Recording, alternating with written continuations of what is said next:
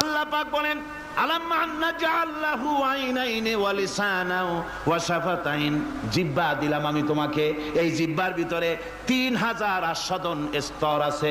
বিজ্ঞানীরা বলেছেন একটা জিহ্বার মধ্যে 3000 আস্বাদন স্তর আছে। প্রত্যেকটা স্তরের সাথে মস্তিষ্কের সাথে তার লাগানো আছে।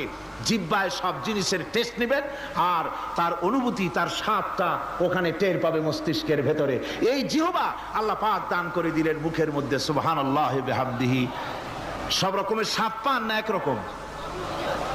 জিলাপির স্বাদ একরকম, রসগোল্লার স্বাদ আর এক রকম, ছানার স্বাদ আর এক রকম, বেলের স্বাদ একরকম, তালের স্বাদ আর এক রকম, মুরগির স্বাদ একরকম, খাসির স্বাদ আর এক রকম, লোট্টা ফিশের স্বাদ একরকম, শুটকির স্বাদ আর এক রকম, কোরাল মাছের স্বাদ আর এক রকম, শাকের স্বাদ আর এক রকম। হাজার হাজার খাদ্য দ্রব্যের স্বাদ এক জিহ্বা দিয়ে আল্লাহ